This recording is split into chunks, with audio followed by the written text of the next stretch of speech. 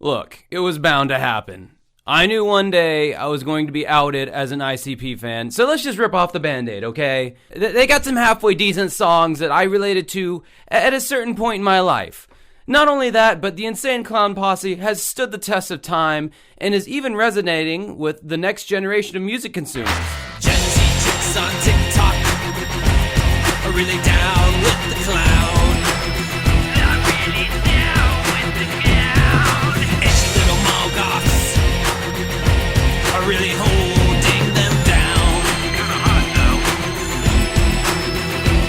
Obviously, I don't identify with the extremists of i.c.p., you know, the Juggalos, the ones who actually attend the gathering of the Juggalo festivals. This man is about to put a firework in his butt crack to celebrate a Juggalo wedding. This has got to be one of the more different fan bases that have ever existed. With all of that being said, however, I am continually blown away at the movement that Joseph Violent J. Bruce and Joseph Shaggy 2 Dope Utzler were able to establish all the way back in the early 90s.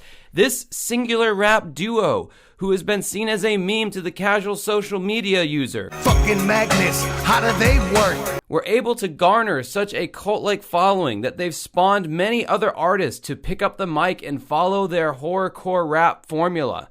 Stick around as we take a look at just how many artists were spawned from the i.c.p/Juggalo movement.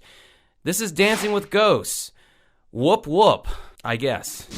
The Insane Clown Posse is a rap duo that came to prominence in the early to mid-90s, helping to solidify a rap genre known as horrorcore, which featured lyrics that leaned more into fictional themes of murder and violence, but also alluded to relatable existential frustrations such as poverty, baby mama drama, and finding one's purpose in life. With 16 studio albums, Editing Bay Josh here, I have no idea how many studio albums this group has. Wikipedia says 16, but then you go onto their Spotify and there's like 20 additional albums, so your guess is as good as mine. And numerous mixtapes, starting with their first release, Carnival of Carnage in 1992, it's no surprise that this rap duo has won over many a disenfranchised youths over the decades. i.c.p. is a cult phenomenon through and through. They never put up the numbers of similar white rappers like, say, Eminem, with whom they've had an intense feud for many years, which resulted in diss tracks being shot across the bow from both sides.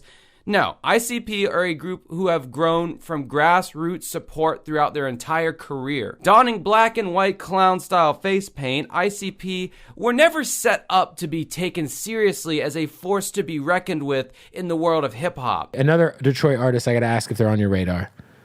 Insane Clown Posse. Who? Do you know about the Insane Clown Posse? Man, you making that name up, bro. You don't know about i.c.p.? You serious? Wow. But it was the admirable level of grinding and promoting that would eventually put this group on the map and inspire countless amounts of artists to follow in their wake. After some mainstream success that took place after the release of multiple albums in the 90s and 2000s, i.c.p. found themselves in regular rotation on MTV and even got the opportunity to play main stage at the infamous Woodstock 99 festival. The boys in i.c.p. decided to broaden their franchise by co-signing other rappers in the horrorcore genre to their Psychopathic Records label, including Twisted and Dark Lotus, the latter featuring members of i.c.p. and Twisted. These i.c.p. offshoot groups found their own success in the Juggalo community, and the blueprint for becoming a Juggalo rapper had been established. i.c.p. became a brand for so many dedicated followers, and even to present day, there are rappers who have bitten off their own piece of the Juggalo formula. It just goes to show how much this presentation of fictional horror mixed with relatable lyrics still resonates with many up-and-coming rappers. Then there's the theatricality of disguising yourself behind a mask, or in this case, face paint. It's like you want to be a gangster badass, but you also really enjoy Batman comics and kung fu movies. One of the first artists that took direct inspiration from i.c.p. was Twisted. That's how you feel, free shit. It ain't about being rich, it's about juggalos and running with lunatics. This was the first officially sanctioned i.c.p. offshoot. I even remember seeing their album cover for Freak Show in Best Buy growing up and finding it creepy yet intriguing. Twisted were essentially, in my opinion, kind of a carbon copy of i.c.p. If you were a true Juggalo, you probably also owned a Twisted CD. There was more of a new rock edge to this duo, but they were essentially i.c.p. in a different font. As we dive deeper into the wide world of Juggalo rappers, you're probably going to start to notice a theme. These rappers are typically overweight white dudes with cringy face paint rapping about stuff that a guy who grew up in a trailer park could relate to.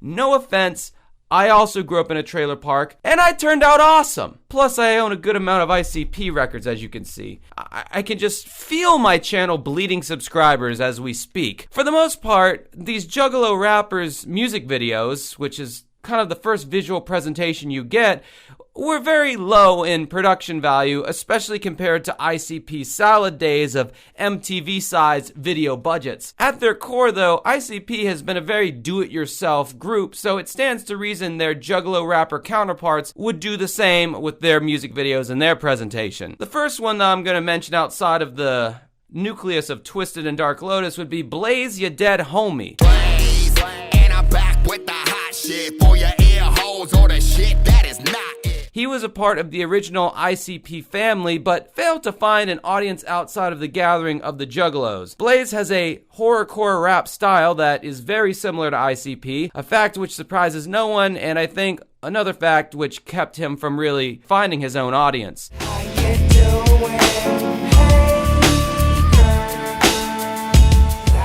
Then you have Anybody Killer, or ABK, who is a more smoother R&B style Juggalo rapper. This Juggalo has a softer side and probably has zero problem landing some sweet juggalette poon at the gatherings. He was also one of the OGs that was signed to i.c.p.'s Psychopathic record label. Our next Juggalo rapper is a country flavored one? What? See the leaves falling to the ground, see them falling all around on the... God damn, these people are diverse. There are more flavors of Juggalos than there are Faygo. Boondocks signed with Psychopathic Records in 2006, becoming the first Juggalo Southern rapper on the label. He's picked up a fairly bigger following than the previous two Juggalo rappers I mentioned, and is still making music to this day. Probably one of the freshest new acts to join the Psychopathic Records family is Ouija Mac. Misty little cracker from the gutter, born on the echo side. There's a child in the power lines, hating pesticides, Fitting the Juggalo rapper mold with his frequent use of Juggalo terminology in his lyrics and his very own Juggalo face paint design, Ouija Mac stands out from the pack with his embrace of modern production styles. His music videos and song structures feel like something that could reasonably compete with current underground hip-hop with less emphasis on the cheesier aspects of Juggalo culture, because you know, let's not bullshit. It's pretty cheesy. The kids seem to be taking notice because I first learned about this guy from my friend who is a Zoomer in her mid-20s. That's right, I even said her mid-20s. It's a girl. Editing Bay Josh here again. In that last bit, I was trying to insinuate that most people who like i.c.p. are dudes and girls would never be into it, but upon further research in this video, I found a great deal of women very much like i.c.p., so it's not a surprise that he would have a large female fan base. And also, I noticed during the editing of this video, Ouija Mac has a sugar-free Red Bull tattoo on his arm, so I take it all back about him not being cheesy. He's totally cheesy. It appears that a large portion of his fan base are younger people who have carried the Juggalo torch from their millennial and Gen X parents. This shit is just crazy to me, since the group who started this whole movement, i.c.p., has only ever lived on the fringes of mainstream awareness, yet everybody somehow knows who they are, even if it's just for the memes. And if you thought this was just a boys club, move over, because there's a juggalette in our midst who is making a name for herself as well. From the gate, everybody went and labeled me an outcast. Day after day, thinking I was burning out fast. Embraced all the pain, then I turned it all around. She also apparently rapped on a kids album that also won a Grammy. Okay, and whatever. So, Whitney Payton is her name. She may not be a certified Juggalo, but she hovers in the same orbit of artists who are very heavily affiliated with Juggalos. On top of that, she has performed at the Juggalo gatherings multiple times. Fun fact, another big name in the Juggalo orbit would be rapper turned country singer Jelly Roll. Yep. There's some more information my audience didn't ask for, but yeah, that fat tattooed guy won 3 CMT Music Awards for his song Son of a Sinner. I'm only one call away from home. Yeah. And he started out as a dude who could easily pass as a Juggalo rapper. You see the flow straight nitro, jelly roll psycho. I've been known to make them save money like Geico. The rabbit holes I fall down, I swear to God, doing research for these videos really hurt my brain. Anyway, Whitney Payton went on tour with Jelly Roll, opening for him and further expanding her profile to a national audience. But it was the Juggalos who first gave her a foot in the door in the music industry. And, ladies and gentlemen, that's about all I can take on this topic. It's crazy the amount of people that really relate to the Juggalo lifestyle, and even crazier that a rapper would co-opt the style and aesthetic of another rapper for a chance to gain access to a ready-made fan base. I don't know, Slipknot is like 10 times bigger than i.c.p, but you don't see bands popping up wearing masks and jumpsuits, making it big off the Slipknot formula. In the rock world, that's seen as stealing, but since rap is a genre built on sampling music that already exists, I guess it only makes sense as well. I hope you tolerated this video. Sometimes my curiosities take me into dark places that one should never delve into, and you can thank a lack of new Rex Viper concert footage for this video. Kind of a stopgap, if you will. Anyway, until next time, have a good rest of your night. Whoop whoop.